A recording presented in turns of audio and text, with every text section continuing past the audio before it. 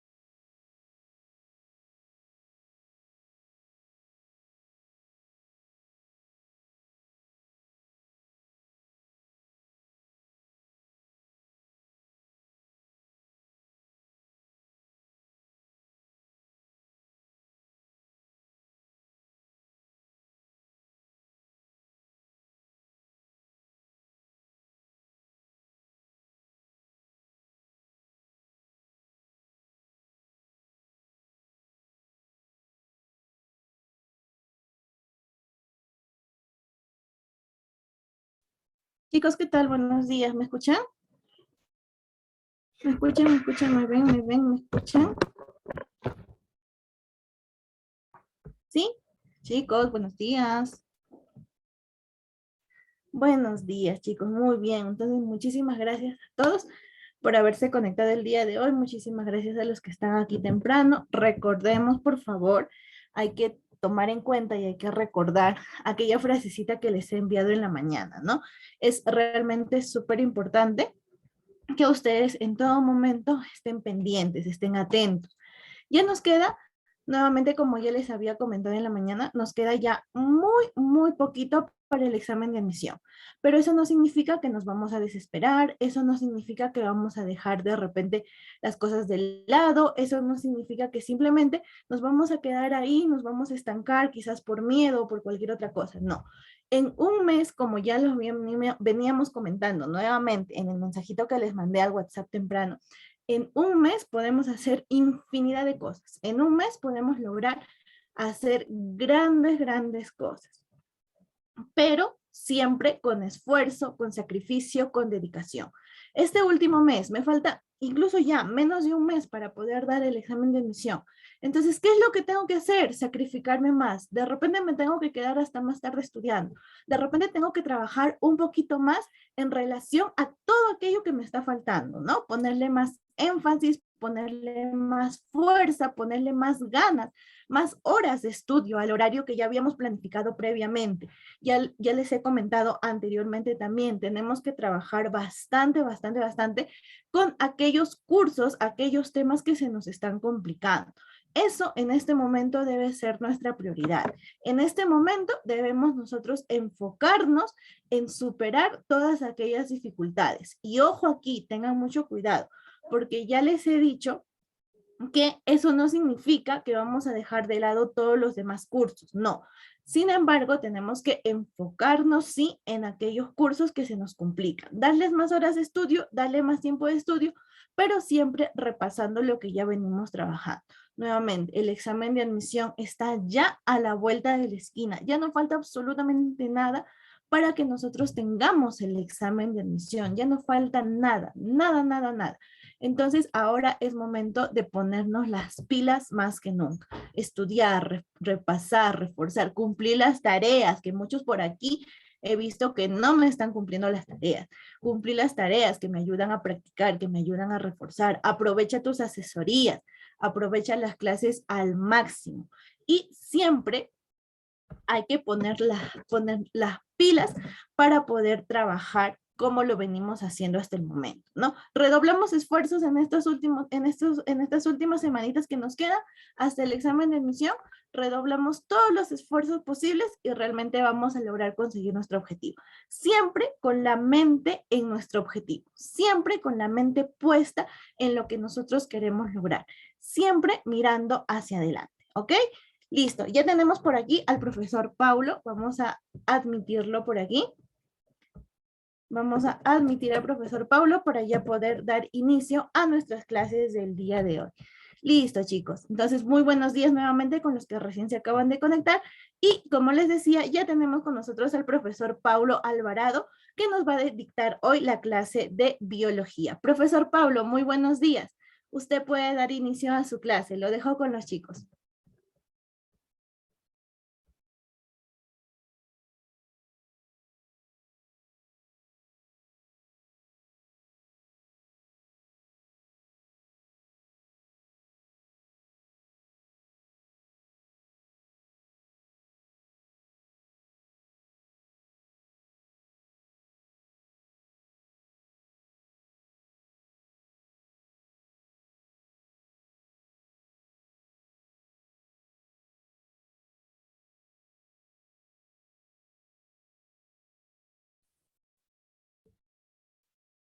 ¿Qué tal? ¿Cómo están todos? Buenos días. Buenos días a todos.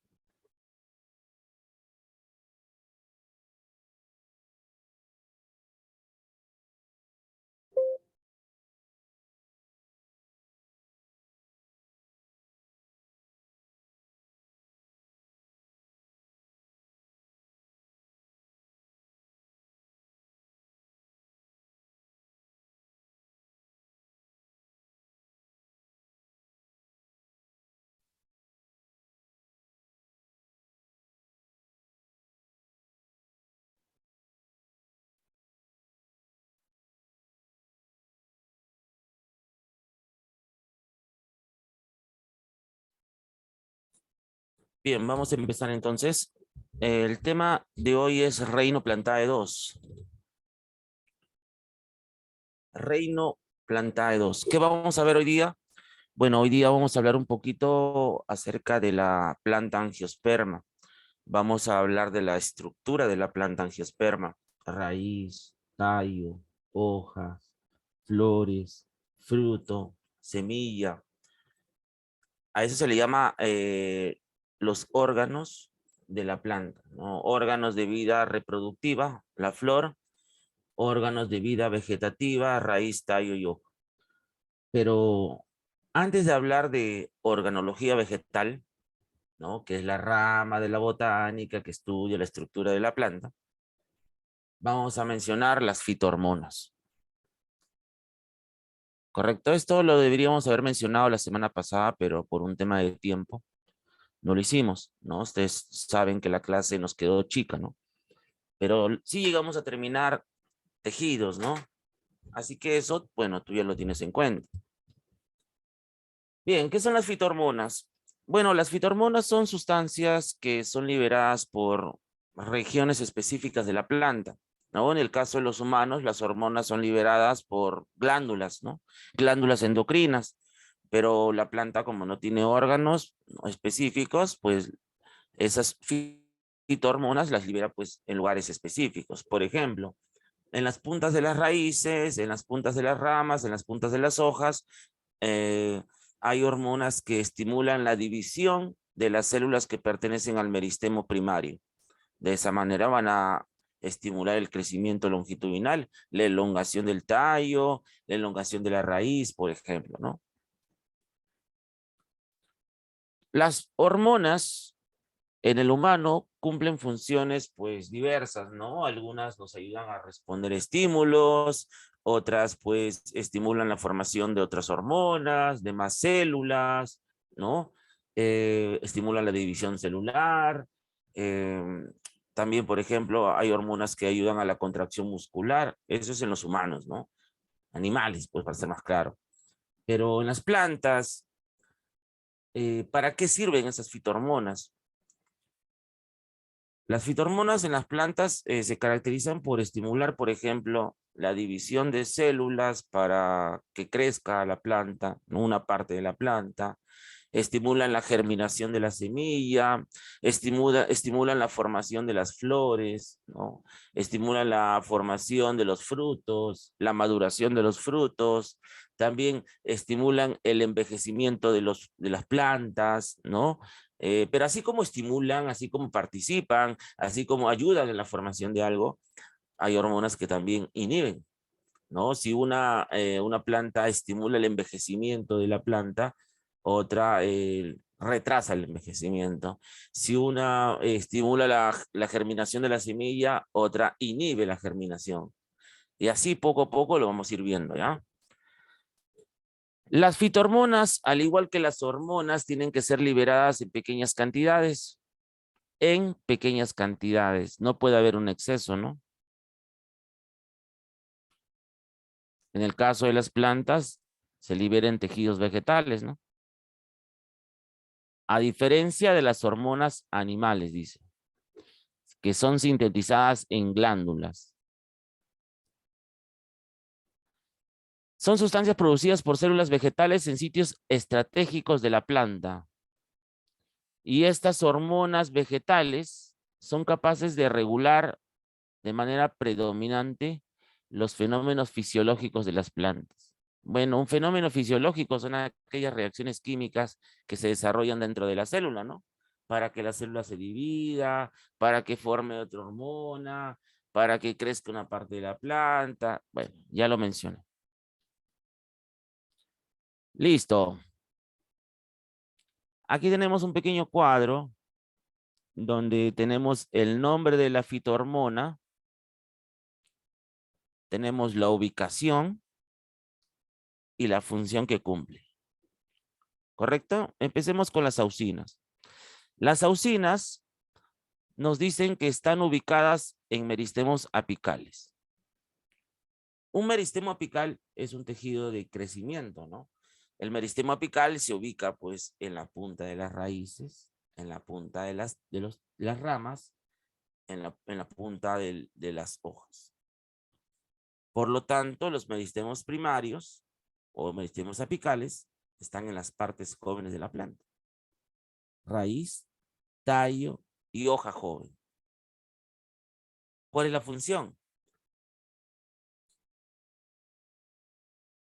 Provocan la elongación celular, es decir, provocan el estiramiento de algunas células.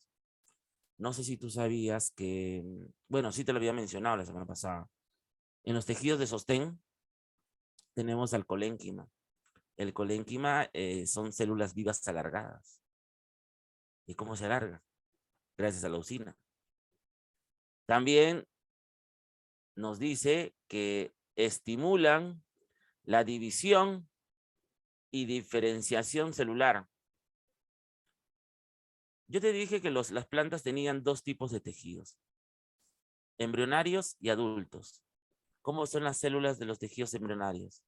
Células con igual origen, igual función. En los tejidos adultos, las células tienen diferente origen, diferente función. Si lo veo de ese punto, todos los tejidos embrionarios tienen células vivas, mientras que en los tejidos adultos, algunos tienen células vivas, otros tienen células muertas, otros tienen células alargadas, otros tienen células sin color.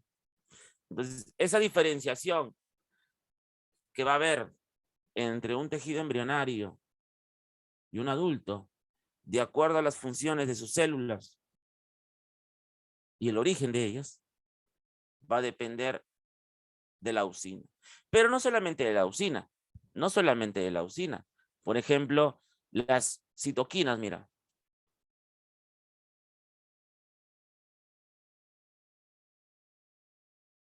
¿Correcto? Mira, las auxinas estimulan la división, pero las citoquinas participan en el proceso, o sea, están en todo el desarrollo de la división. ¿Qué más hacen las auxinas, profe? A ver, dice, elongación de los tallos también. Elongación de los tallos.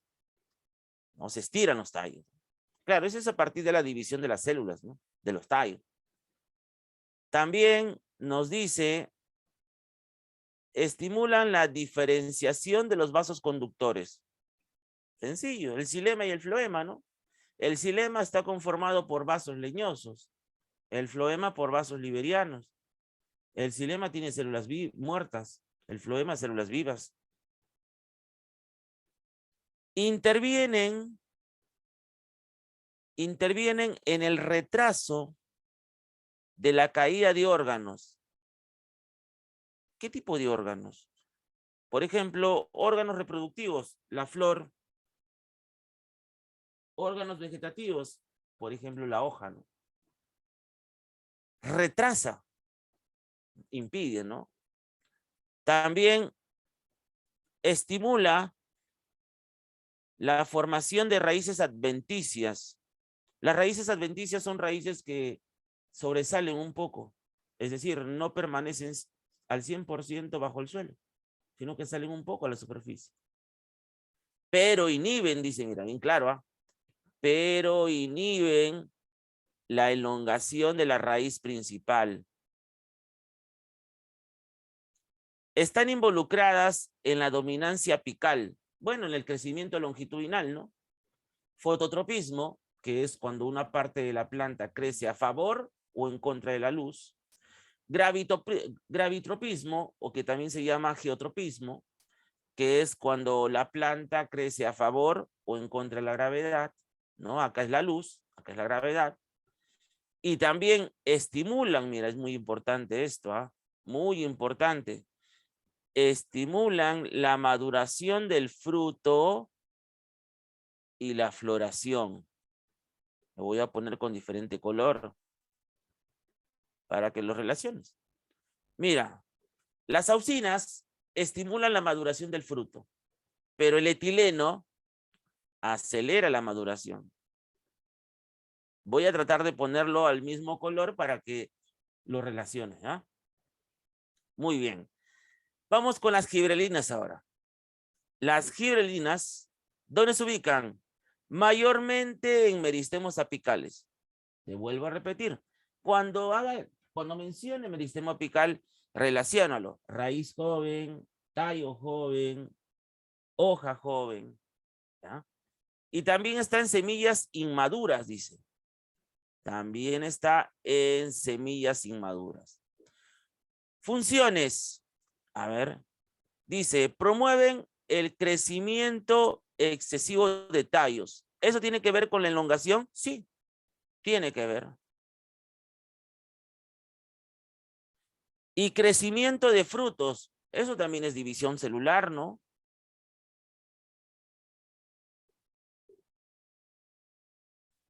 Inducen la germinación de las semillas. Inducen la germinación de las semillas. A ver. Ellos inducen, muy bien. Inician, ¿no? Motivan. Interrumpen la dormición. Cuando una semilla está en dormición, está cristalizada. Quiere decir que una semilla pues tiene en su cáscara, en el endospermo, tiene abundante triglicéridos, ácidos grasos, y esos lípidos impiden que la semilla germine. Pero mira, si las gibberelinas inducen la germinación, inducen. Las citoquinas, mira, inducen la germinación también. Pero mira al ácido abscísico. El ácido abscísico, potente inhibidor del crecimiento, pero interviene en la dormición de semillas. ¿Te das cuenta? Importante, ¿no? Sigamos con las gibberelinas. Dice, inducen la germinación de las semillas, interrumpen la dormición y brote de yemas. Brote de yemas, perfecto. Inducen partenocarpia. ¿Qué es la partenocarpia? Es cuando un fruto se forma sin pepas. O sea, sí, claro, sin pepas, ¿no? La partenocarpia es cuando, bueno, es el mecanismo que se emplea de manera natural o de manera artificial con la ayuda del hombre para que ciertos frutos pues puedan formarse sin pepas, ¿no? Por ejemplo, la naranja guando, ¿no? El coco, por ejemplo, ¿no? No tienen pepas. Ya ese es de manera natural, pues, ¿no? Gracias a hormonas, ¿no? Pero también el hombre interviene, ¿no? El hombre puede manipular eso genéticamente para que los frutos, pues, nazcan sin pepa, ¿no? Y retrasan el envejecimiento.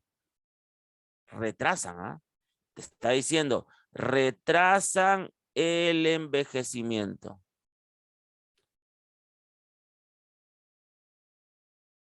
Pero hay otra hormona que promueve el envejecimiento.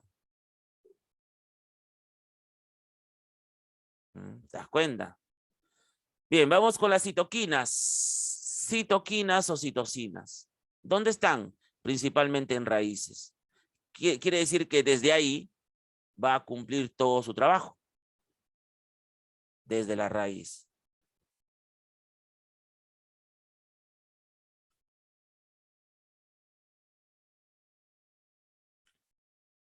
Promueven la diferenciación celular, igual que las auxinas, ¿no? ¿Qué más?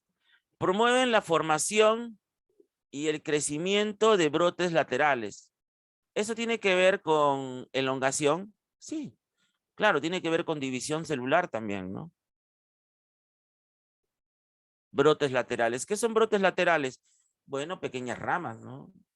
Las raíces que salen pues a los costados, ¿no? Inducen la germinación, igual que las gibberelinas, ¿no? Inician la maduración de cloroplastos. Bueno, tú ya sabes qué es el cloroplasto, ¿no? La organela fotosintética. Retrasan la caída de las hojas. Retrasan la caída de las hojas. Igual que acá, ¿no?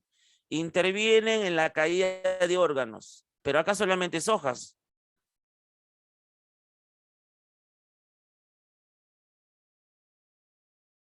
Ácido abscísico. ¿Dónde lo encontramos? Me dice que están en el cuerpo vegetativo y el cuerpo reproductivo de la planta. Cuerpo vegetativo, órganos vegetativos, raíz, tallo y hoja. Cuerpo vegetativo, órganos reproductivos, perdón. Cuerpo reproductivo, órganos reproductivos, la flor, semilla, fruto.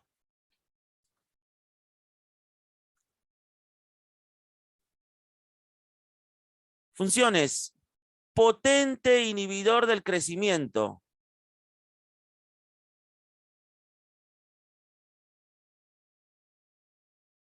Intervienen en la dormición de yemas y semillas. Bueno, date cuenta, ¿no? ¿Quiénes se relacionan? Y en la caída de las hojas. Caída de las hojas. Ahí está. Regula el cierre de estomas. Y eso es cuando una planta, por ejemplo, no recibe luz, no recibe agua, ¿no? Por lo tanto, pues, esta hormona tiende a a perjudicar a la hoja, ¿no? Para que se seque, ¿no? E inhibe el crecimiento de muchas partes de la planta. Bueno, al inicio te dijo, ¿no? Es un potente inhibidor del crecimiento, ¿no? Esto es importante, me dice, es la hormona clave en las respuestas de las plantas a condiciones de estrés ambiental. Claro, eso es cuando una planta, a pesar de estar en su hábitat, ¿no? No recibe o no tiene las condiciones necesarias para poder desarrollarse. Por eso es que el ácido abscísico se libera para secar la planta, ¿no? Para impedir que crezca, ¿no? Y por último, el etileno. ¿Dónde se ubica? En tallos, hojas, frutos y raíces. Digamos que también está en todo el cuerpo de la planta, ¿no? Cuerpo vegetativo y cuerpo reproductivo. Acelera la maduración del fruto. ¿Pero quién le inicia? Las auxinas. Promueve el envejecimiento del vegetal. Ya, pero ¿quién retrasa? Las gibrelinas. Y también te dice que está involucrado, mira, está involucrado en la dormición de las semillas. ¿Quién también está involucrado en las semillas? El ácido abscísico, ¿no? Y las citoquinas. Ah, también las gibrelinas, ¿no? Mira. Bien, entonces, esas son las fitohormonas. Como te dije, las fitohormonas participan estimulando, formando, retrasando, inhibiendo procesos fisiológicos que se desarrollan en el cuerpo de la planta. Muy bien. Ahora sí, entremos de lleno a lo que es organología vegetal. Vamos, ¿qué estudia la organología vegetal? Bueno, los órganos de la planta. Pero, profe, tú me dijiste la semana pasada que una planta no tiene órganos. Sí. Entonces, bueno, no es que sean órganos, sino también se le llama cuerpos en realidad. Cuerpos vegetativos, cuerpos reproductivos. En este caso, el cuerpo de la planta, ¿no? La organología vegetal estudia la disposición del cuerpo de la planta o la disposición de los tejidos y órganos de la planta. Y como te dije, hay dos tipos de órganos, hay dos tipos de cuerpos. Cuerpos vegetativos y cuerpos reproductivos. Los cuerpos vegetativos sería la raíz, el tallo y la hoja. Y los cuerpos reproductivos, o el único cuerpo reproductivo en este caso de la planta, es la flor. Y por cierto, hablando de la flor, y si me enfoco en la flor angiosperma, ¿cómo es la flor angiosperma? La flor angiosperma es hermafrodita. ¿Y por qué es hermafrodita? Porque tiene aparato masculino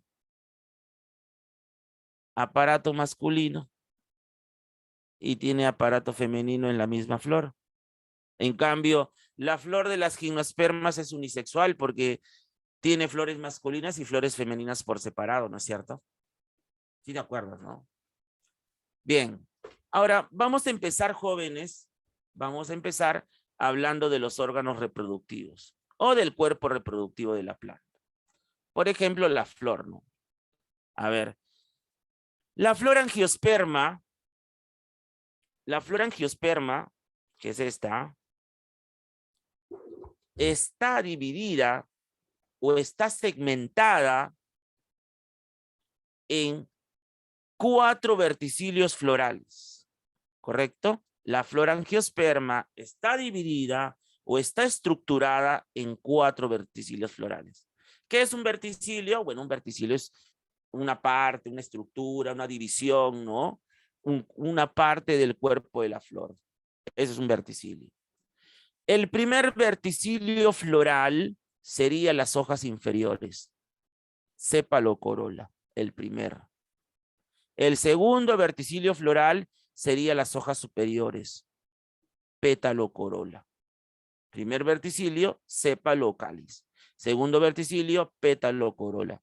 Hojas inferiores, hojas superiores. Tercer verticilio floral, aparato masculino, estambre. Cuarto verticilio floral, aparato femenino, pistilo. ¿Cuál es el soporte de la flor? El receptáculo floral. ¿Cuál es el tallo de la flor? Pedúnculo floral. ¿Qué es el perianto? El perianto es el conjunto de hojas de la flor. Es decir, el perianto resulta de la unión del primer y segundo verticilio floral. Profesor, cuando se dice hermafrodita, ¿es perfecta o imperfecta? Bueno, cuando hablamos de plantas fanerógamas, las fanerógamas ya tienen flores, ¿no? Entonces, si ya tienen flores, utilizar el término perfecto e imperfecta. Perfecta no es cuando es hermafrodita, ni tampoco cuando es individual. Perfecta es cuando la flor tiene la capacidad de desarrollarse o reproducirse. No, una flor imperfecta sería aquella flor pues que carece de otro aparato o que carece de reproducción. Eso sería un imperfecto. En este caso, tanto las gimnospermas como angiospermas tienen flores perfectas. La única diferencia es que uno tiene flores independientes y otro tiene flores hermafroditas. Bien, aquí tenemos la parte fértil de la flor, ¿no? La parte que va a fecundar. Y aquí está la parte estéril de la flor, ¿no? Que sería el conjunto de hojas. Muy bien. Como estamos empezando a hablar de los órganos de vida reproductiva, o los órganos reproductivos, o cuerpo reproductivo, y hemos empezado hablando de los verticilios de la flor, ¿no? Y de algunas partes de la flor que sostienen, ¿no?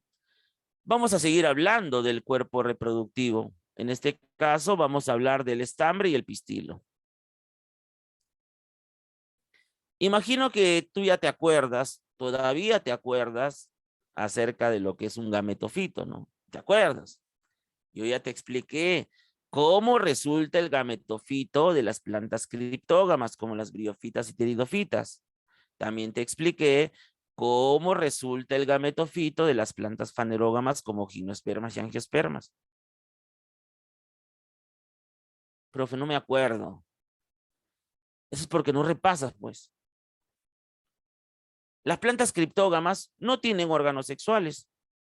Así que una parte de su planta, una parte del esporofito, como en este caso en las briofitas hay una cápsula, en las pteridofitas hay un soro, ellos liberan las esporas y esas esporas forman el gametofito. En cambio en las fanerógamas hay órganos sexuales, flores, y esas flores forman el gametofito. Ahora sí te acuerdas. Bien, estambre y pistilo. El conjunto de estambres se llama androcio. El conjunto de pistilos se llama gineceo. ¿Cómo está conformado el estambre? El estambre está conformado por la unidad del estambre. ¿Cómo se llama la unidad? Antera. La antera está sostenida por un filamento. Bueno, un filamento es como un tallito, ¿no? Pero lo que nos interesa saber es la antera. La antera es la unidad reproductiva del estambre.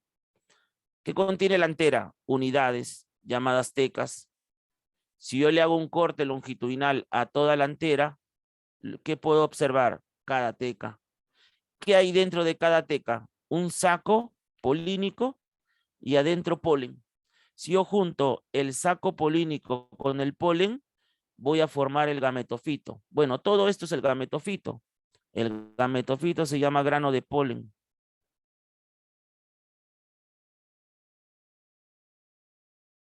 Para eso, por ejemplo, si tú en tu testículo realizas espermatogénesis, si tú en tu ovario realizas ovogénesis, el estambre en cada teca va a realizar microsporogénesis.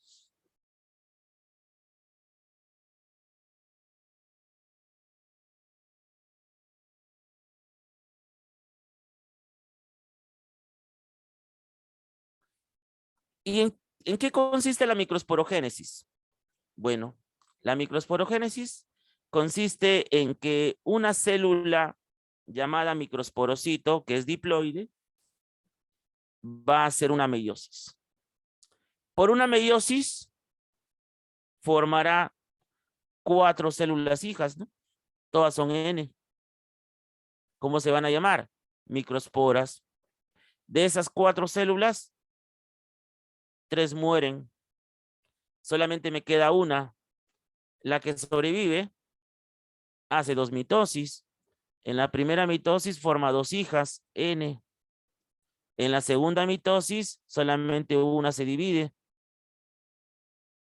Ahora, un saco envuelve estas 3 células. Un saco envuelve esas 3 células o 3 núcleos para formar el grano de polen, que es el gametofito del estambre. Ahí lo ves. Ve los tres polen, los 3 núcleos, las 3 células. ¿Cómo son? Haploides. Y aquí está el saco. Profe, pero yo veo 2 sacos. Bueno, ese es porque el saco polínico tiene 2 membranas, una membrana externa y una membrana interna. Correcto. Pero lo que me interesa saber son estos núcleos. El núcleo que está de negro se llama núcleo vegetativo o también se le llama núcleo tubular. Los 2 núcleos que están de rojo son los gametos, son los que van a fecundar. Se llaman núcleos espermáticos o anterozoides, pero también se les llama núcleo generatriz. Núcleo generatriz. Ojo, yo te estoy dando todas las alternativas para que no te confundas, porque en el caso de que en la pregunta no te venga como espermático o anterozoide, te va a venir bien claro como núcleo generatriz. ¿Qué va a hacer? ¿Qué funciones tienen estos núcleos, no? Por ejemplo, el núcleo generatriz. Este núcleo generatriz son los que van a fecundar. Van a formar los cigotos. Pero, ¿qué hace este núcleo tubular? Mira, voy a dibujar esto. Profe, ¿qué estás dibujando? ¿Qué cochino eres? Bueno, cochino eres tú, porque sin terminar la imagen, tú ya estás haciendo ideas que no son. Profe, ¿qué es esto? Bueno, ese es el pistilo, pues, ¿no? Es el pistilo, el aparato femenino. ¿Qué hace este núcleo vegetativo? Este núcleo vegetativo abandona el saco y penetra el pistilo. ¿Para qué lo va a penetrar? Para formar el tubo polínico. Profe, ¿y para qué se forma el tubo polínico? Bueno, para que estos 2 anterozoides viajen por ahí. A eso se le llama polinización, ¿no? Claro. Entonces, hay lógica, ¿no? El núcleo vegetativo tubular se encarga de penetrar al pistilo para formar el tubo polínico, el cual es un conducto que va a permitir el transporte de los 2 anterozoides. Es más, mira, el núcleo vegetativo, al momento de penetrar al pistilo y formar el tubo polínico, a eso se llama fertilización.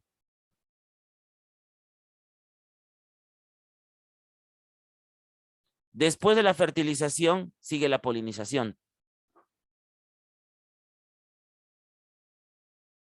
Y por último, sigue la fecundación. Quiere decir que si me preguntan, las plantas angiospermas para poder reproducirse siguen 3 pasos. ¿Cuáles son? Bueno, son los que acabo de anotar.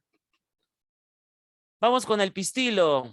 A ver, ¿cuáles son las partes del pistilo? El pistilo está formado por la boca, que sería el estigma, ¿no? El cuello, estilo, la circunferencia, que sería el ovario, y la parte o la unidad del pistilo, que sería el óvulo. Y en este óvulo, que es la parte del pistilo, va a realizar una etapa muy importante, pero ahora llamada macrosporogénesis.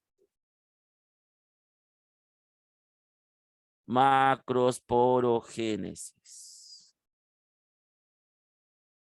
Por esa macrosporogénesis, ¿qué va a suceder? Bueno, voy a borrar esta parte. Ahí está. Esta célula llamada macrosporocito es diploide. Va a ser una meiosis. La meiosis da como resultado 4 hijas haploides. ¿Cómo se van a llamar? Megaesporas. De esas 4 megaesporas, 3 mueren. Solamente me quedaría una. La que sobrevive, ¿qué va a ser? 3 mitosis. En la primera mitosis forma 2 hijas. En la segunda mitosis forma 4 hijas. Y en la tercera mitosis va a formar 8 hijas. Esas 8 hijas van a estar encerradas en un saco. ¿Cómo se van a llamar? Saco embrionario. El saco embrionario es el gametofito del pistilo. ¿Estás entendiendo, no? Es el gametofito del pistilo. Ahí está el saco embrionario, mira. Son 8 núcleos, ¿no? 8 células. 2 se llaman núcleos sinérgidas. 3 se llaman núcleos antípodas.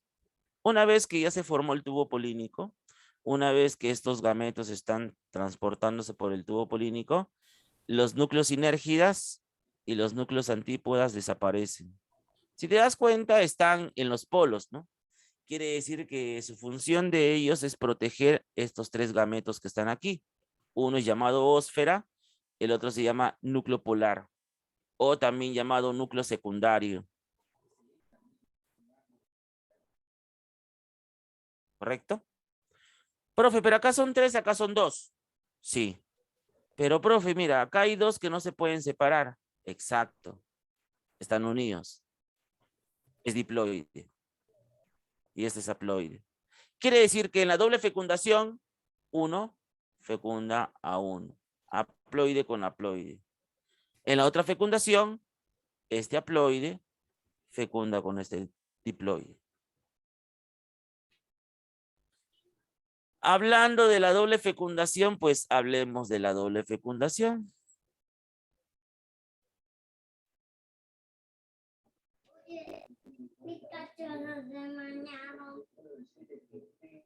A ver, por favor. Apaguen su micro. Sigamos con... Ahí está, mira, los 3 pasos que te dije, ¿no? Fertilización, polinización y fecundación.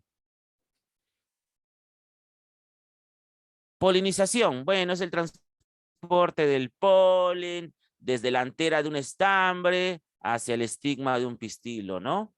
Para eso se requiere de agentes polinizadores, como por ejemplo insectos, murciélagos, aves, el aire, los moluscos, el hombre, ¿no? Esos son los tipos de polinización según el agente.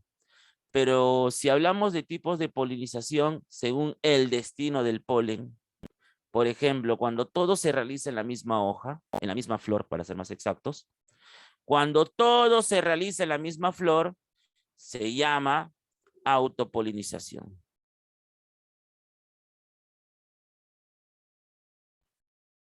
Autopolinización. Cuando todo se realiza en la misma flor. Pero si el polen se transporta a otra flor, se llama polinización cruzada.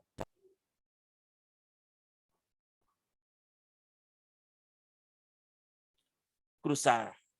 ¿Correcto? Listo. Ahora sí vamos con la doble fecundación. Aquí están los 3 pasos que yo te había mencionado, ¿no? El primer paso se llama fertilización. En la fertilización se forma el tubo polínico. Ahí está el tubo polínico. El segundo paso se llama polinización. Por la polinización que se transporta los 2 anterozoides. Aquí ya están entrando, mira. Y el tercer paso es la doble fecundación. Primera fecundación, segunda fecundación. En la primera fecundación se junta un anterozoide con un núcleo polar o núcleo secundario que es diploide. El primer cigoto que van a formar es 3N. En la segunda fecundación se junta el otro anterozoide con la ósfera que es haploide. El cigoto que van a formar es 2N. Bueno, ¿recuerdas que yo te había comentado la semana pasada acerca del ciclo de alternancia de las plantas o no? ¿Te acuerdas que pasaban por un estadio esporofito, un estadio gametofito, no? ¿Recuerdas que te dije que cuando formaban el cigoto, su cigoto sí o sí tenía que hacer mitosis o no? Aquí hay dos cigotos. ¿Ambos cigotos harán mitosis? Sí. El cigoto 2N, por mitosis, va a formar el embrión, que es la parte interna de la semilla. Mientras que el cigoto 3N, por mitosis, formará el endospermo o el albúmen, que es la cáscara o la parte externa de la semilla.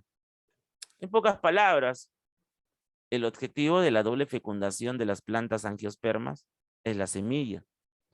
Pero, profe, ¿no se supone que las gimnospermas también tienen semilla? Sí, claro, o sea, el objetivo también de las plantas gimnospermas a través de su reproducción es la semilla.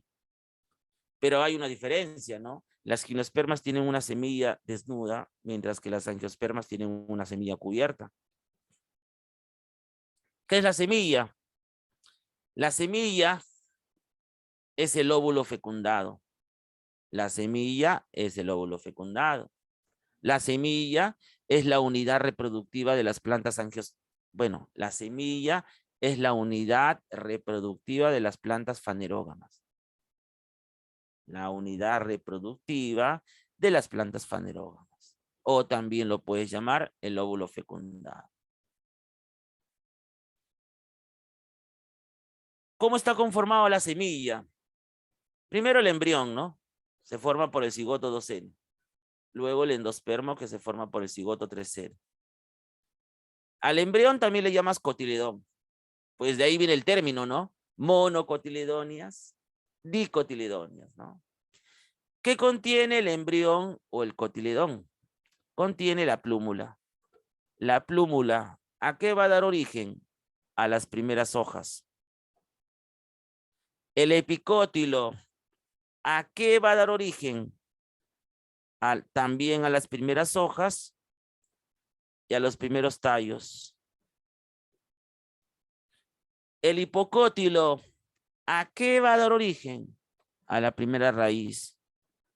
Profe, la primera raíz, la raíz pues primaria, ¿cómo se llama? Radícula. Profe, ¿y el endospermo qué hace? Bueno, el endospermo es esa capa dura, lipídica, que hace que la semilla se duerma por un buen tiempo. Pues. ¿Te acuerdas que hablamos de la dormición? Te dije que la dormición de la semilla básicamente se debe a que en ese momento la semilla en sus paredes gruesas, externas, cuenta con triglicéridos, con ácidos grasos. Ese es el endospermo. Hay hormonas que estimulan a que esa semilla germine, ¿no? Bien. Si hablamos de las angiospermas, bueno, porque estamos hablando de ellas, entonces podemos decir que las semillas de las angiospermas son cubiertas. Y si son cubiertas, eso quiere decir que las plantas angiospermas tienen fruto. Y por cierto, ¿qué es el fruto? El fruto es la pared ovárica que se desprende después de la fecundación para envolver a la semilla. El fruto es la pared ovárica que se desprende del pistilo para envolver a la semilla después de la doble fecundación. ¿Correcto? O también se conoce al fruto como el óvulo fecundado, desarrollado y maduro. ¿La semilla qué es? El óvulo fecundado. El fruto, el óvulo fecundado, desarrollado y maduro. ¿Cuáles son las partes del fruto? A todo el fruto se le llama pericarpo. A la cáscara se le llama exocarpo o también se le llama epicarpo. Al relleno, bueno, la parte comestible, ¿no? mesocarpo. Y al interior, endocarpo. Pero mira, este endocarpo puede presentar un hueso leñoso, una pepa, ¿no? Así como también no puede presentar un hueso leñoso. Pero tenga o no tenga hueso leñoso, en el endocarpo está la semilla.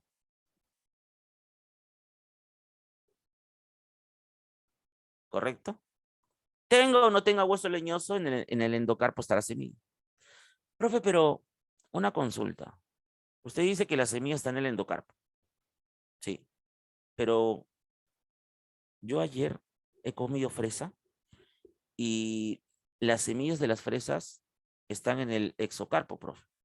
Sí, profe, he comido frambuesas y las frambuesas, sus semillas están en el exocarpo. Sí. Profe, he comido calabaza. He ayudado a mi papá, a mi mamá a preparar mazamorra de calabaza. Y cuando hemos roto la calabaza, la semilla de la calabaza están en el mesocarpo. Sí.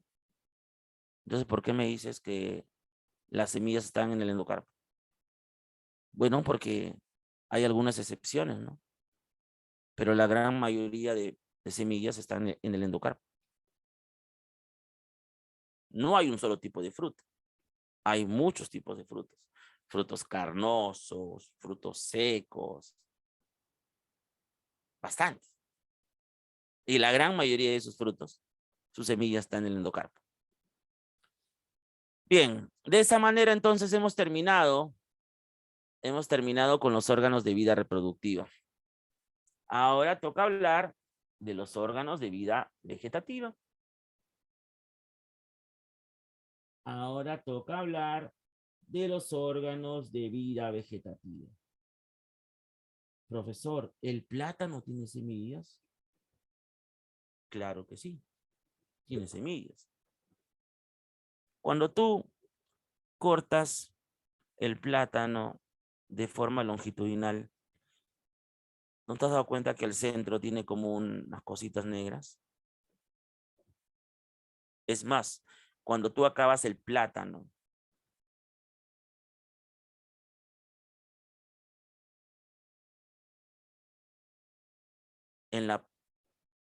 aquí,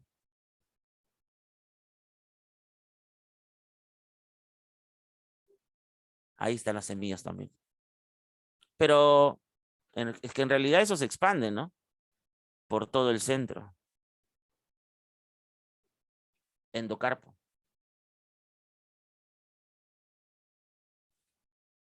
Muy bien, sigamos. Ahora hablemos del cuerpo vegetativo de la planta.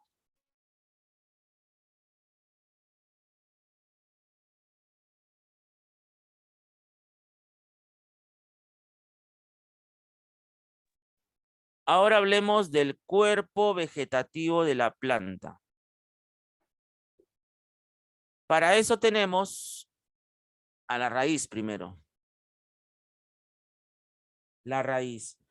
La raíz, por lo general, es un órgano, bueno, una parte de la planta que crece por debajo del suelo, ¿no? Generalmente subterráneo, pero hay algunas raíces que sobresalen, ¿no? A eso se le llama raíces adventicias. Funciones de las raíces: fijación, absorción, conducción, reserva. Bueno, para poder explicarte cada función necesito una imagen. Aquí está la imagen. Primero, la función de fijación. Hay dos tipos de raíces, primarias y secundarias. Pero ¿cuál de las dos se fija al suelo? La primaria. Profe, pero ¿qué pasaría si una planta no tiene raíz primaria? ¿Qué pasaría si solamente tiene raíz secundaria? Creo que la pregunta ofende, ¿no? Si solamente tiene raíz secundaria, ¿cuál es la que se fija? La secundaria. Pero si tiene ambas, la que se fija es la primaria. Pero, profe, una consulta. Usted habló de la semilla. Usted dijo que la semilla tenía una parte llamada epicótilo. Y usted dijo que ese epicótilo formaba la raíz primaria llamada radícula. Sí. ¿Esa es la raíz principal? Sí. Profe, pero cuando sale la semilla, o la raíz, perdón, cuando sale la raíz, esa porción de la raíz que se llama radícula, como es joven, tiene que ser protegida, ¿no es cierto? Sí. ¿Cómo se llama esa porción de la raíz joven? Bueno, se llama radícula, pero ¿cómo se llama la parte que lo protege? Ah, eso sí. La parte que protege la raíz joven se llama cofio piloriza. La parte que protege a la raíz joven, cofio piloriza. Pero, profe, si sería una raíz adulta, ¿la cofia sigue protegiendo a esa raíz adulta? No. ¿Qué es lo que protege entonces a la raíz adulta? La caliptra.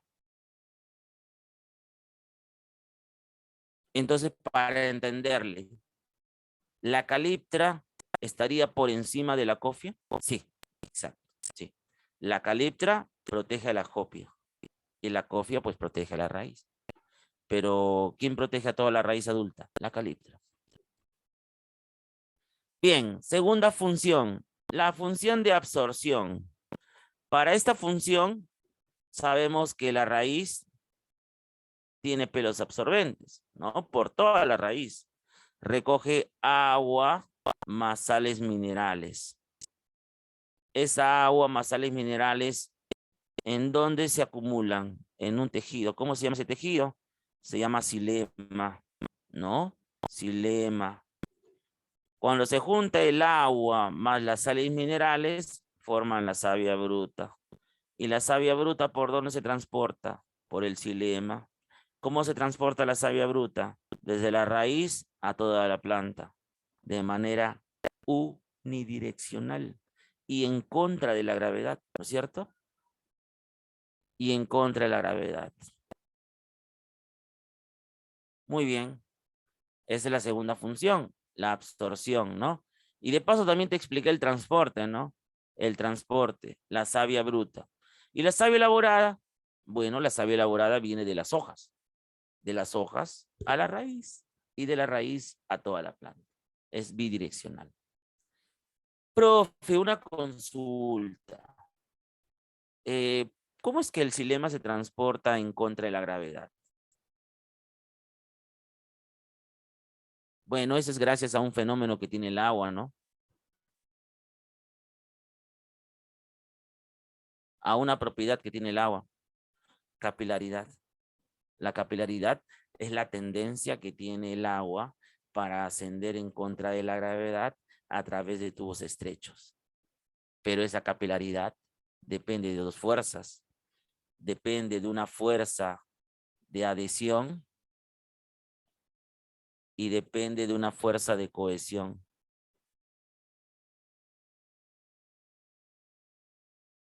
Gracias a estas dos fuerzas se da la capilaridad. Profe, ¿es cierto que estas dos fuerzas generan un flujo de presión?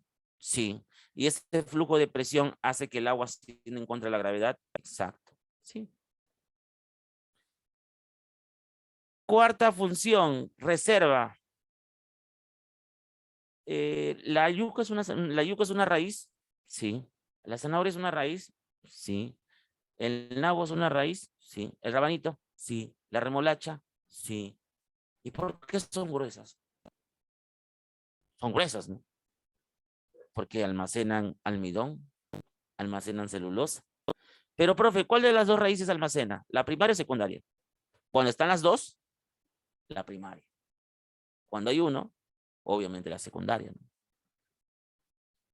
Bien, esta es la parte externa. Y acá está la parte interna. Mira, ¿ves esos cuadraditos?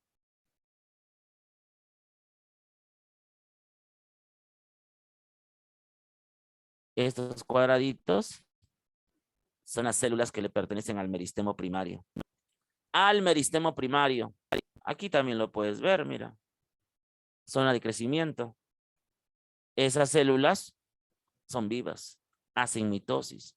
Al hacer mitosis, dirigen el crecimiento longitudinal longitudinal. Por eso están en una zona de división, en una zona de alargamiento. Y mientras va creciendo la raíz, se van formando tejidos. La epidermis protege las partes jóvenes de la planta. Raíz joven. Parénquima miláceo. Mira, te dije que la raíz primaria almacena o no almacena. Sí, almacena, ¿no? Almidón. Y también tenemos la zona de diferenciación. Esta zona de diferenciación sería esta parte llamada cuerpo. El cuerpo es la zona de diferenciación. Ahí que tenemos. Ahí tenemos, por ejemplo, a ver, voy a achicar la imagen. Ahí está. Para verlo mejor. Ahí está.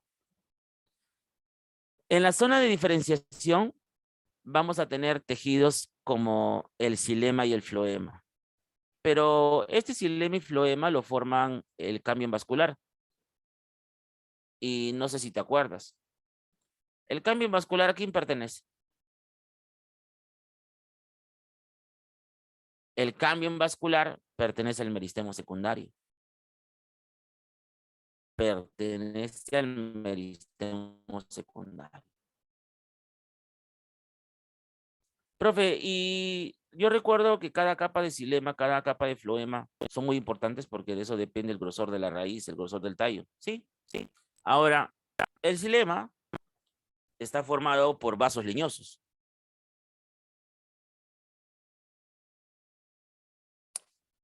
¿No? El xilema. El floema está formado por vasos liberianos. ¿Correcto? El cambio vascular le pertenece al meristemo secundario y forma el xilema y el floema. Pero recuerdas que el meristemo secundario se divide en dos, ¿no? Se divide en cambio vascular y cambio suberoso. Y ese cambio suberoso, ¿qué formaba? El suber. ¿Y qué hacía este suber? Este suber mata las células de la epidermis, las aplasta. ¿Para qué? Para formar la peridermis. Eso es cuando es un tallo leñoso, ¿no? A tu izquierda ves una raíz joven. A tu derecha ves una raíz adulta. Mira, el suber está en la raíz adulta. ¿Por qué? Porque este suber ya mató a las células de la epidermis para formar la peridermis. ¿Te das cuenta o no? ¿Qué es el parénquima cortical? Este parénquima cortical que ves aquí es la banda de Caspar. La banda de Caspar es una banda, una envoltura formada por células vivas que se va a encargar de regular la cantidad de agua que entra o sale por la raíz. Eso es el parénquima cortical o la banda de Caspar. También está el periciclo, ¿no?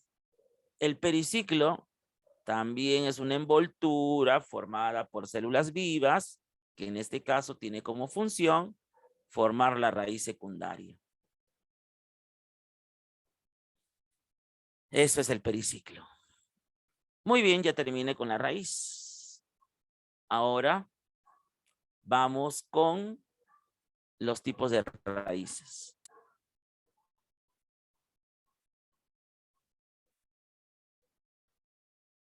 Los tipos de raíces. Tenemos raíces mono y raíces dico. ¿Ya? Bueno, la semana pasada yo ya te expliqué la diferencia entre mono y dico. Vimos 5 diferencias. No, la primera diferencia era la cantidad de embriones, la segunda diferencia era la nervadura de las hojas, la tercera diferencia era la posición de los haces vasculares, la cuarta diferencia era los múltiplos de pétalos y la quinta diferencia era la cantidad de poros en el grano de polen. Hay una sexta diferencia, la sexta diferencia es la forma de las raíces. ¿Y cómo puedo yo reconocer, profe, una raíz mono de una raíz dico? Es muy fácil.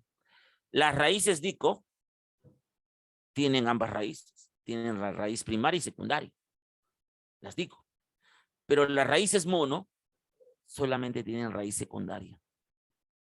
Una vez más, las raíces dico tienen ambas raíces. Pero las raíces mono solamente tienen raíz secundaria. En las raíces dico, la raíz primaria es más gruesa que la secundaria. En las raíces dico, la raíz primaria es más gruesa que la secundaria. En cambio, las mono, bueno, no tienen raíz primaria. ¿Correcto? A ver, vamos a explicar. La raíz más, digamos, la raíz más habitual, la raíz más común, es la axonomorfo, también llamada pivotante, ¿no? Aquí lo ves. Raíz primaria más gruesa que la secundaria. Ejemplos: palta, mango, lúcuma, limón, ¿no? Naranja. Napiforme. Ejemplos: zanahoria, nabo. Tuberosa. Ejemplos: rabanito, remolacha, batata, mandioca. Profe, ¿qué es remolacha? Beterraga. ¿Qué es batata? Camote. ¿Qué es mandioca? Yuca. Esas son las dico. Mono, por ejemplo, la ramificada, ¿no? No hay raíz primaria, pero sus raíces secundarias se parecen a las ramas de un árbol. Por ejemplo, el perejil. La raíz fasciculada no tiene raíz primaria. Sus raíces secundarias también se llaman pelos o bulbos. La cebolla, el ajos. Raíces adventicias son raíces tercas que no les gusta estar por completo bajo el suelo, sobresalen. Ejemplo: maíz y las gramíneas. Ahora, si te das cuenta, tampoco tiene raíz primaria, ¿no? Solamente tiene raíz secundaria. Muy bien, esas serían las raíces. Vamos con los tallos. Vamos con los tallos. ¿Qué horas son? Son 9:23 ya, ¿no? Bueno, sobrado terminamos. Aquí están en imágenes, ¿no? En imágenes.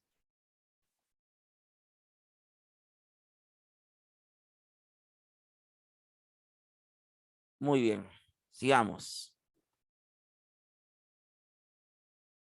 Tallo. El tallo generalmente es un órgano aéreo, ¿no? Aéreo. ¿Puede ser subterráneo? Sí, hay un tallo subterráneo. Es más, yo la semana pasada te hablé de él. Mientras tú piensas qué planta, qué grupo de plantas tienen este tallo subterráneo llamado rizoma, sigo explicándote acerca del tallo. A ver, funciones. Sostiene hojas, ramas y frutos. Conduce nada más, ¿no? En el tallo no nace ni el xilema, no nace ni el floema. Así que el tallo es un intermediario, solamente es un canal nada más, ¿no? Función fotosintética, sí. Los cactus, por ejemplo, no tienen hojas definidas. Bueno, sí tienen, solamente que sus hojas están unidas a los tallos. Por eso es que la fotosíntesis de los cactus se realiza pues en los tallos.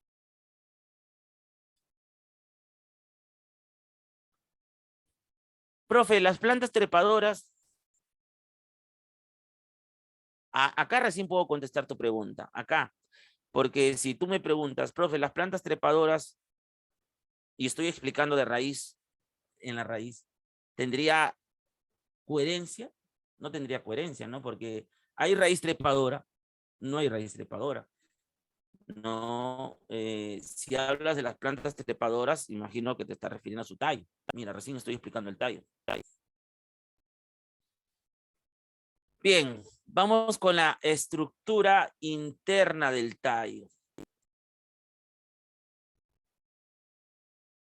La estructura interna del tallo lo vamos a dividir en dos, ¿ya? Lo vamos a dividir en la médula central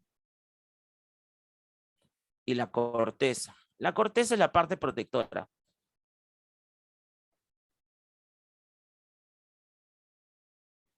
Mira, yo sé que te acuerdas, ¿ah? Yo sé que te acuerdas, solamente que, bueno, como sabes bastante, dices, no, que el profesor hable nada más. Bien, mira, en la parte protectora tenemos a la epidermis. La epidermis. Esto es siempre y cuando un tallo sea joven, ¿no? Si es joven, tiene epidermis. ¿Cómo son las células del epidermis? Células vivas, pero sin color. ¿Y por qué no tienen color? Porque no tienen cloroplastos. Y si no hay cloroplastos, no hay clorofila. Pero si fuera un tallo adulto, ¿te acuerdas? ¿Cómo la epidermis muere? La epidermis muere porque se libera el súbero. ¿Pero quién libera el súbero? El cambio suberoso. ¿El cambio suberoso a quién le pertenece? Al meristemo secundario. ¿A dónde iba este súbero? A la epidermis. ¿Y para qué iba la epidermis? Para matar sus células. Y al matar sus células, ¿el súbero y la epidermis se unen? Sí, para formar el súbero corcho. Profe, ¿y este súbero corcho a quién le pertenece? A la peridermis. Ah, entonces la peridermis está en plantas leñosas. Epidermis. Felodermis, que es el relleno. Camión suberoso. Súbero corcho. Eso también te lo dije la semana pasada. Bien, la parte de la médula. La parte de la médula contiene al cambium vascular.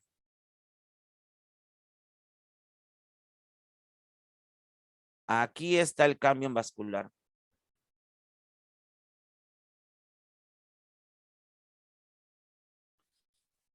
Y ese cambio vascular va a ir formando capas de xilema y capas de floema.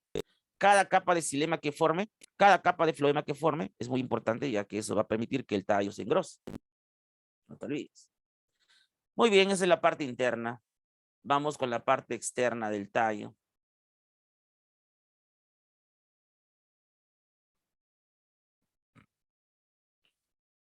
La parte externa ya es muy fácil, ¿no? Recontra papá. Entre hoja y hoja. Entre hoja y hoja. Entre rama y rama, ¿no? Si es una planta verde, hoja y hoja. Si es un árbol, entre rama y rama.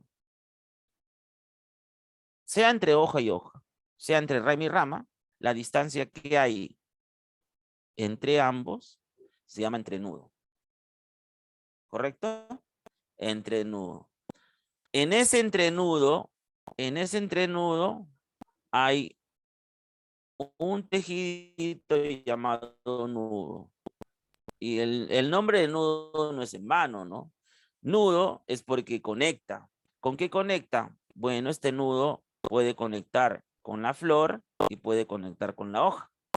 Pero para que este nudo pueda conectar con la hoja o con la flor, este nudo tiene que elaborar otro tejido más, llamado yema. Si esta yema es axilar, esta yema axilar es la que va a tener contacto directo con las hojas.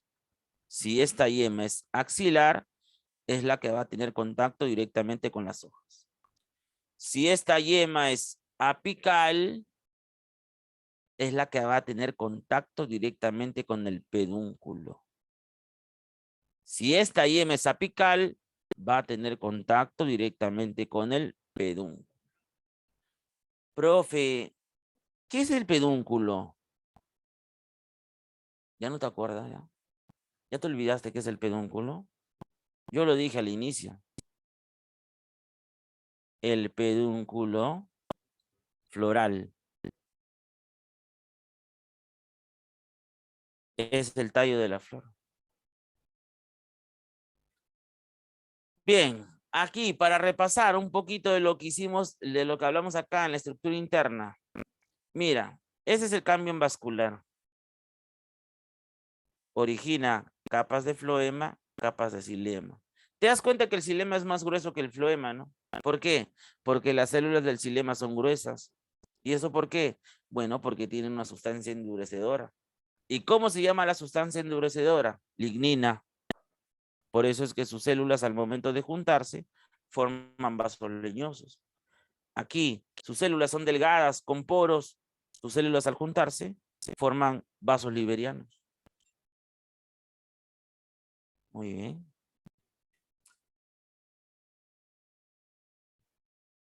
Vamos a terminar con la hoja. tipos de tallos, a ver. Tallos secos, cactus, ¿no? Tallo rastrero, bueno, son tallos que generan frutos pesados, ¿no? Por ejemplo, las fresas, sandías, calabazas,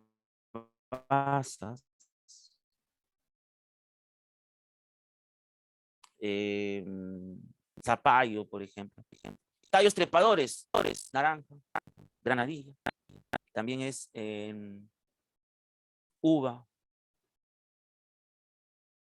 Tallo aéreo. Bueno, la gran mayoría de árboles, de plantas tiene tallo aéreo, ¿no? La gran mayoría. Es un tallo, pues, terrestre, ¿no? Aéreo. Aunque también se le conoce como tallo aéreo a aquellos tallos, pues, que flotan en el agua, ¿no? Tallo voluble. Bueno, es un tallo que se enreda, pues, ¿no? En elementos sólidos como un palo, una varilla, ¿no? Un poste, por ejemplo, ¿no? Tallo de tipo rizoma, ¿ves? Yo te pregunté al inicio del tallo, ¿no? Te dije, chicos, mientras ustedes van pensando qué tipo de planta presenta este tallo subterráneo llamado rizoma. Pues, hasta ahorita no me has contestado. ¿Cuál es ese grupo de plantas que tiene el tallo rizoma? Y mira, acá también hay tallo rizoma. Pero este tallo rizoma, que es un tallo subterráneo, es exclusivamente de qué plantas? De las plantas pteridofitas.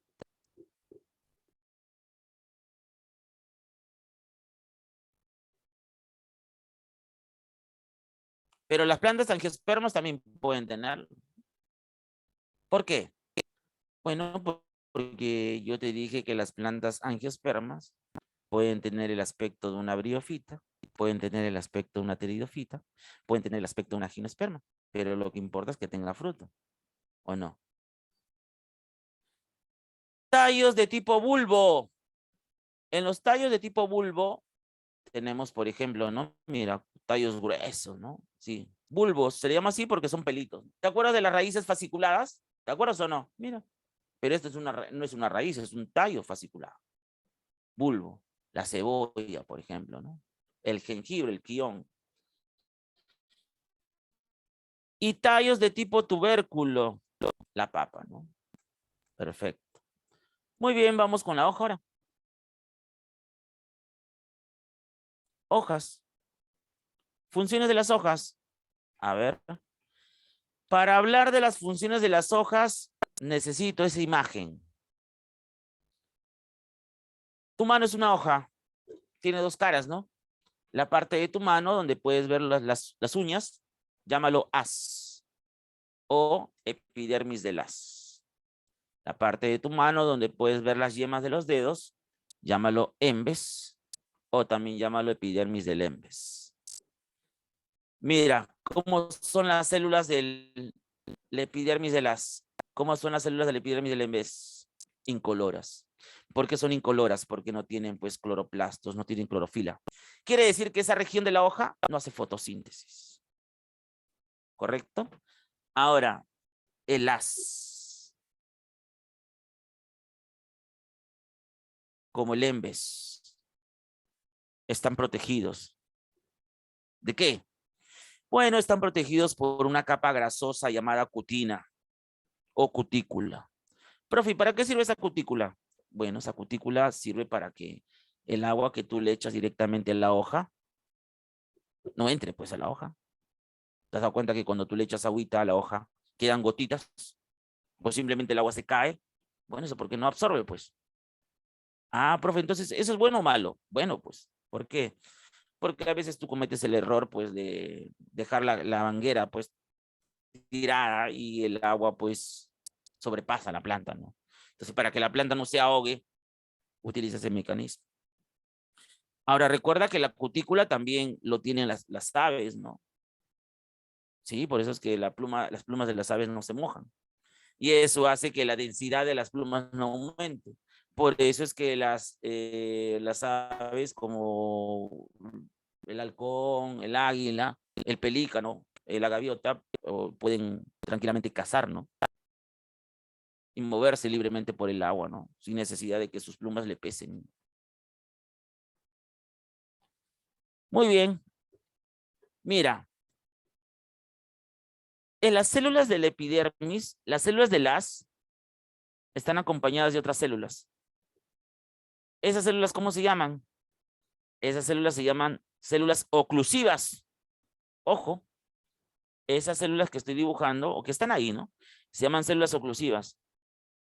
¿Y qué van a hacer esas células oclusivas? Oclusivas. Esas células se van a juntar aquí, mira, aquí, en los bordes de la pared celular de las células vegetales. En los bordes. ¿Y para qué se van a juntar en los bordes? Para formar un conducto. ¿Cómo se llama ese conducto? Estoma. Entonces, ¿quiere decir que hay estomas en el haz? Sí. ¿Hay estomas en el embés? Sí. Profe, ¿y para qué sirven los estomas del haz? Los estomas del haz permiten la entrada de la luz, y la entrada del agua. Pero, profe, te estás contradiciendo. ¿Por qué? Porque me acabas de decir, pues, que la cutícula impide la entrada del agua. Sí. Y ahorita me estás diciendo que el agua entra por ahí. Pues yo no he dicho que entra. Yo no he hablado de qué agua. O he dicho que qué agua. Yo he dicho que el agua entra. Pero ahora, si me preguntas qué agua entra, la respuesta es el agua que viene de la savia bruta. Ah, no me dejas terminar. Profe, ¿y los estomas del embés permiten la entrada del CO2 y la salida del oxígeno? ¿A eso cómo se llama? A eso se llama intercambio gaseoso. La entrada del CO2 por O2. Y así como entra agua en estado líquido, el agua que sale es en estado gaseoso, en vapor. ¿A eso cómo se llama? Transpiración. ¿Hay una función de transpiración? Sí. Es más, anota los dos. El intercambio gaseoso y la transpiración en las hojas. ¿En dónde se da? En los estomas. Pregunta de examen. La transpiración y el intercambio gaseoso en las hojas se dan en los estomas.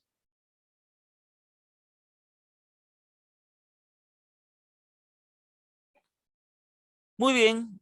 La función de conducción, aquí está, ¿no? Ahí ves los haces vasculares.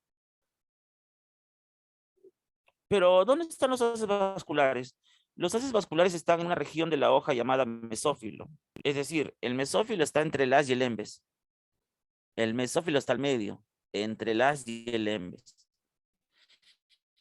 En ese mesófilo encontramos células. ¿Cómo se llaman esas células?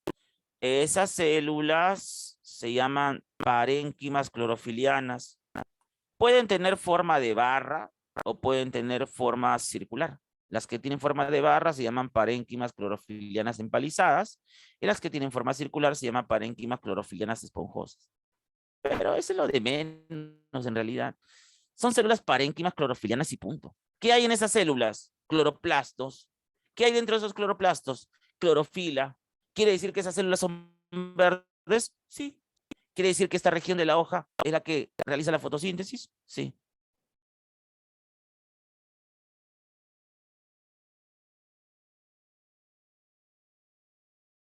¿Me entendiste, no? Me has entendido. Bien, vamos con la parte externa de la hoja.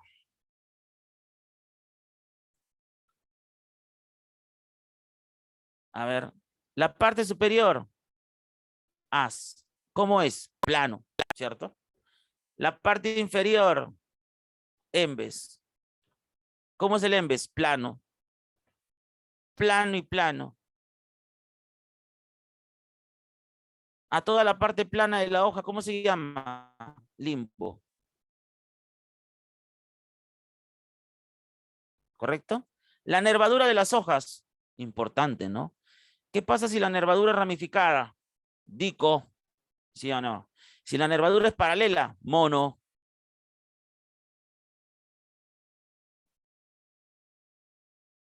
El tallo de la hoja, peciolo. Peciolo. Este peciolo es el intermediario entre las hojas y el tallo. Para ser más exactos, este peciolo se conecta con las yemas, pues, ¿no? Yo te había explicado eso, ¿no? Bien, de esa manera, jóvenes, hemos terminado con los órganos de vida vegetativa. Ahora hablemos de la respuesta que tienen las plantas a diversos estímulos. Pero, profe, ¿cómo una planta va a reaccionar a estímulos si usted dijo la semana pasada que una planta no tiene sistema nervioso? Exacto. Pero sí puse que responde a estímulos. Es más, te hablé un poquito acerca de eso. Te dije que las plantas responden a ciertos estímulos, sean externos o internos, a través de las hormonas, por ejemplo. A través de las hormonas, o fitohormonas en este caso, ¿no? Pero cuando una planta, por ejemplo, tiene un estímulo que es la luz, ¿qué va a suceder con la planta? Bueno, una parte de la planta crece buscando la luz. Y una parte de la planta crece alejándose de la luz. ¿A eso cómo se le llama? Tropismo. El tropismo es el mecanismo que emplea una parte de la planta para crecer a favor o en contra del estímulo. Por ejemplo, fototropismo, geotropismo, tigmotropismo, hidrotropismo. Estímulo, la luz. El estímulo, la gravedad. El estímulo, un elemento sólido. El estímulo, la humedad y el agua. ¿Quién presenta fototropismo positivo? Tallos y hojas, porque crecen buscando la luz. La raíz, negativo. Geotropismo. ¿Quién presenta positivo? La raíz, porque la raíz crece a favor de la gravedad. ¿Quién presenta negativo? Tallos y hojas, porque crecen en contra. Tigmotropismo. A ver, ¿quién presenta positivo? ¿Qué parte de la planta se enreda a un palo, a una varilla? Tallos y hojas. Por lo tanto, positivo, tallos y hojas. Negativo, la raíz. No, la raíz prefiere crecer chueca antes de abrazarse o enredarse a algo, ¿no? Hidrotropismo. ¿Quién presenta positivo? La raíz, porque crece buscando la humedad, el agua. En cambio, tallos y hojas presentan negativo porque no dependen de la humedad, ¿no? Del agua. Bien, vamos a terminar el tema hablando de las plantas medicinales, que también nos preguntan en el examen, ¿no? Plantas medicinales. Muy bien.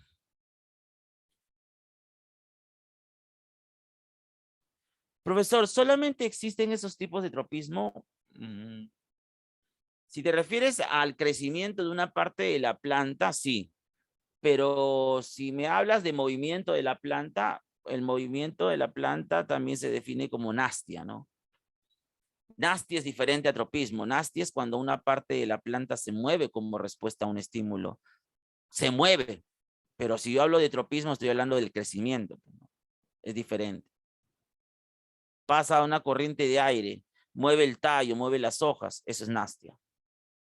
La planta carnívora ve que un insecto se ha posado en sus hojas, la cierra, eso es nastia. Es diferente. ¿Me has entendido? Listo, vamos con las plantas medicinales.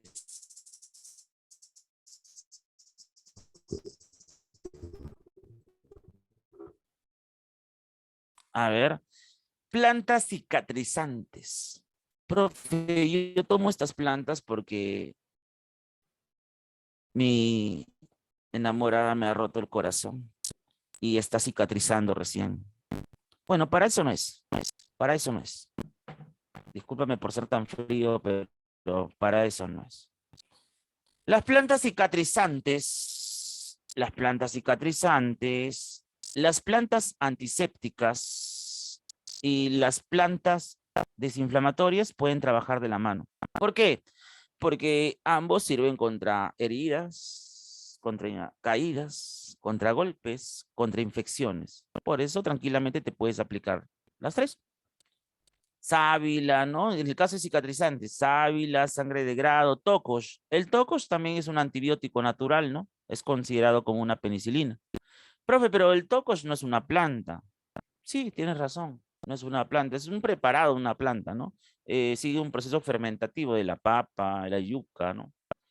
Plantas relajantes, bueno, los usan ante situaciones de estrés, ansiedad, depresión, calman el sistema nervioso, ¿no? Plantas hipotensoras son plantas que reducen la presión arterial.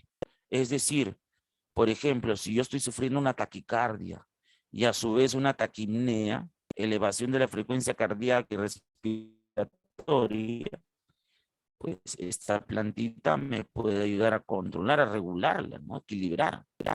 Plantas hipertensoras hacen todo lo contrario, son plantas que aumentan la presión arterial. Eso es cuando, por ejemplo, mi frecuencia cardíaca baja, ¿no? De menos de 60 por minuto, al igual que mi frecuencia respiratoria.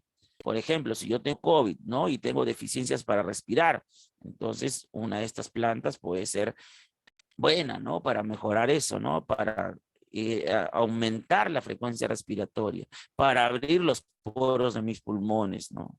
Y permitir plantas desinfectantes, plantas litolíticas, plantas que combaten las piedras en los riñones, los cálculos renales. La más efectiva, chancapiedra. Plantas antioxidantes son plantas que favorecen la eliminación de sustancias nocivas de la célula.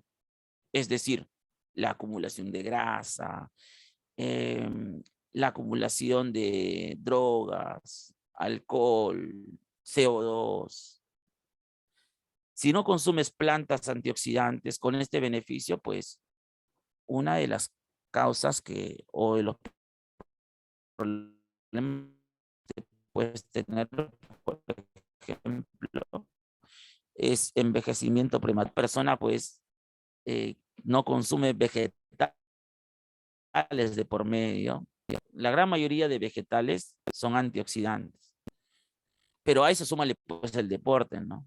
De nada te va a servir consumir estas plantas si no haces deporte también. Si te quieres mantener activo, una piel sana, DERS, quieres que se active la producción de colágeno, queratina, estas plantas también son buenas. El término antioxidante significa limpieza.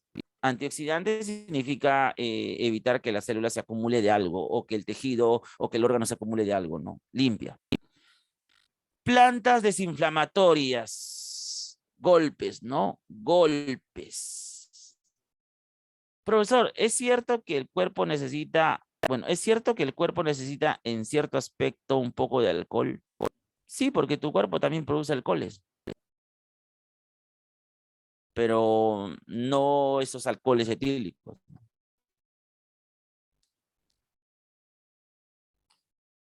¿Para qué el cuerpo necesita alcohol? Por ejemplo, mira, no es que necesite alcohol, sino que el etanol en ciertas partes es importante porque también activa ciertas funciones de la célula. Pero eso no quiere decir que vas a tomar pues 3, 4 cajas de cerveza o te vas a tomar 3, 4 whiskies. No. Un vaso, pues, ¿no? Un vaso, una pequeña porción, está bien. El exceso de etanol puede exagerar la producción de algo. Por ejemplo, he visto casos donde las personas que sufren, por ejemplo, de epilepsia, se les trata pues con un vaso de, aunque esté descabellado, pero sí he visto, con un vaso de cerveza, un vaso de whisky. Claro, no puro, ¿no? Pero sí con pequeños componentes de etanol. Eso es porque el etanol tiene dos aspectos. El etanol puede aumentar los niveles de dopamina o también puede reducirlos. Cuando una persona sufre de ataques de epilepsia o una persona sufre de síndrome de Tourette, algunas formas de calmarlo es de que esta persona esté borracha o otra que consuma cannabis. Porque el alcohol pues tiende a reducir los niveles de dopamina y cuando una persona está lleno de dopamina, pues ahí se generan los espasmos musculares, ¿no? En una persona epiléptica, en una persona con síndrome de Tourette. Pero si estos niveles de dopamina se equilibran, pues eso va a permitir que la persona, pues por el momento no tenga esos ataques. Pero sí, el etanol es bueno. El etanol también en cierta cantidad es bueno porque ayuda a oxidar también ciertas grasas en el cuerpo. ¿Sí? Plantas diuréticas, plantas que favorecen la buena producción de orina. Favorecen la buena producción de orina. Por ejemplo, nosotros cuando transportamos los desechos líquidos a los riñones, la sangre también comete el error de llevar nutrientes. Entonces los nutrientes pasan al riñón y los desechos. Pero dentro del proceso de excreción hay una etapa llamada reabsorción y en esa reabsorción esos nutrientes regresan a la sangre. Pero para que haya eso, para que se cumpla la reabsorción, estas plantas actúan. Piña, romero, ¿ya? Plantas antibióticas consideradas como penicilina natural. ¿Cierto? Penicilina natural. A eso súmale el tocos, no te olvides. Plantas reproductivas. Una planta reproductiva no está asociado con el crecimiento, la erección del aparato reproductor. No. Esta planta reproductiva lo que hace es facilita, aumenta la producción de espermatozoides, aumenta la producción de óvulos, que es muy distinto a la erección, ¿no? Al crecimiento. Y plantas anticonceptivas, como por ejemplo el huito, ¿no? Que el huito es muy consumido en la selva. El huito lo consumen hombres y mujeres, pero obviamente ¿sobre quién actúa? Sobre las mujeres. ¿Cómo? Retrasando la ovulación. Retrasa la ovulación. ¿Y cómo retrasa la ovulación? Bueno, lo que pasa es que este fruto, cuando ya se metaboliza en el cuerpo, tiende a generar pues ciertas sustancias que son derivados de las hormonas femeninas. Y eso hace engañar al hipotálamo, ¿no? Al hipotálamo le hace creer que ha producido esas hormonas femeninas, cuando en realidad no es así. Entonces el hipotálamo pues dice, ya para qué voy a formar hormonas si hay, no las forma. Entonces de esa manera se retrasa la ovulación o se impide la ovulación, simplemente. Listo. A ver, acá también hay algo más. Plantas alimenticias. Cuando te digan una planta alimenticia nativa, bueno, es que es propia del lugar, ¿no? Ha nacido en el Perú. Cuando te digan una planta alimenticia introducida, bueno, es una planta que ha migrado, ha sido traída pues, por los extranjeros.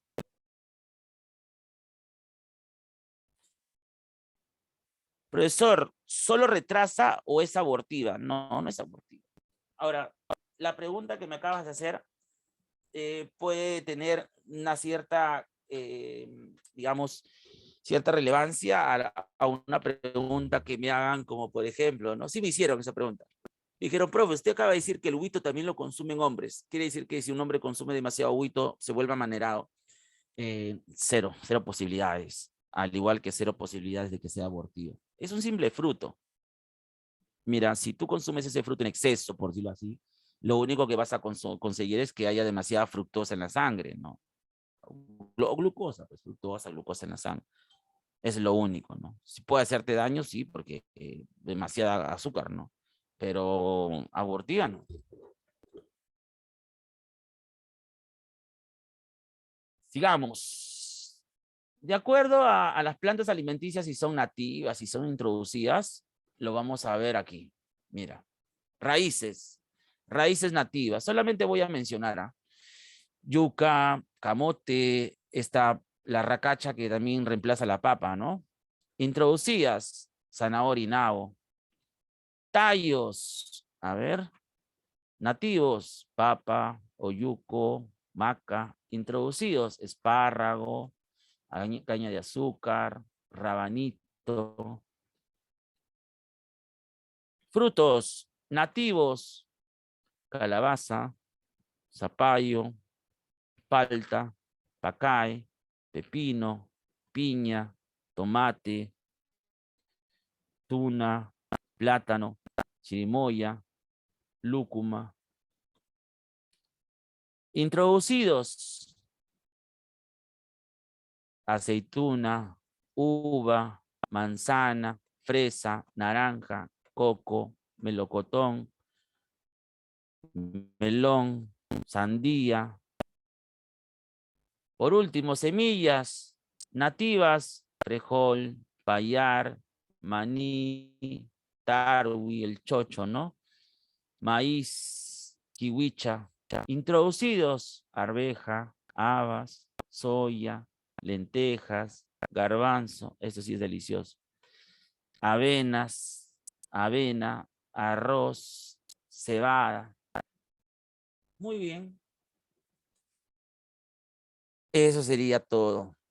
Vamos con algunas preguntas. A ver, nos faltan 3 minutos. Vamos a resolver algunas preguntas. Las plantas y animales presentan significativas y evidentes diferencias fisiológicas y estructurales. No obstante, ambos grupos cumplen con las características de todo ser vivo. Específicamente, la presencia de una pared de celulosa representa una diferencia a nivel de organización específica. En un viaje por el sur de Chile, Osvaldo estuvo en un bosque observando la flora y fauna, y cuando recordó su clase de biología, quiso saber la división a la cual pertenecen las plantas que encontró en algunas zonas. Al buscar información en internet, averiguó que estas plantas pertenecen a la división, cuyas especies se caracterizan por no desarrollar semillas y ser avasculares debido a que no presentan, bueno, fácil. Bueno, aunque acá la clave sería dedo. Aquí me corrijo, la clave es dedo. Porque te está diciendo avasculares, ¿no? Es porque no tienen xilema ni floema. Dedo. 3. En el proceso de evolución vegetal, el tránsito de la vida acuática a la vida terrestre demandó tanto de condiciones atmosféricas nuevas como de una serie de novedades evolutivas. ¿Cuál será la adaptación más importante a nivel superficial? Adaptación. Dedo. Una capa de cutina para el vástago. Claro, protege todo el cuerpo. ¿Sí? Si no hay esa cutina, la planta se ahoga simplemente. En Navidad, el Parque de las Leyendas expone más de 100 ejemplares de 10 especies de plantas leñosas con hojas pequeñas aciculares y cuyas flores carecen de pistilo. Estas plantas son cultivadas en el interior del recinto y las adornan con temática navideña. ¿A qué grupo de plantas pertenecen? Gimnospermas. 5. La raíz tiene como función mantener anclada en el suelo a la planta. Su extensión vendrá determinada por factores ambientales. Cuanto más seco sea el lugar, más larga será. Y del tamaño propio de la planta. La longitud de la raíz suele ser, como mínimo, la misma que la altura del ser vegetal. Pivotante. 6. En el mercado de frutas, el señor Sotil se sorprende al percibir un olor a carburo, semejante al que ha detectado cuando llevó su mototaxi a un soldador artesanal en la carretera central. Su inquietud lo lleva a pensar que puede haber alguna contaminación peligrosa. El vendedor le explica que usan el carburo para madurar la fruta. ¿Cómo se explica esa situación? Muy fácil. Muy fácil. Se genera etileno que funciona como hormona. 7. Una clasificación muy antigua de las plantas terrestres las agrupa en no vasculares y vasculares. Las no vasculares, como las briófitas, carecen de vasos conductores, mientras que las vasculares, como el cedro, poseen xilema y floema. A diferencia de las plantas no vasculares. Pregunta: ¿cuál podría ser el compuesto molecular que permite a las plantas vasculares el desarrollo de vasos leñosos? Lignina. Bien, ¿qué horas son? Ya son las 10. 8, beso. 9, beso. 10, avión. 8, beso. 9, beso. 10, avión. 11, dedo, 12, beso, 13, beso, 14, dedo y 15, casa. 11 dedo, 12 beso, 13 beso, 14 dedo y 15 casa. Muchísimas gracias, que tengan un bonito fin de semana, cuídense mucho. Nos vemos hasta la próxima semana. Gracias.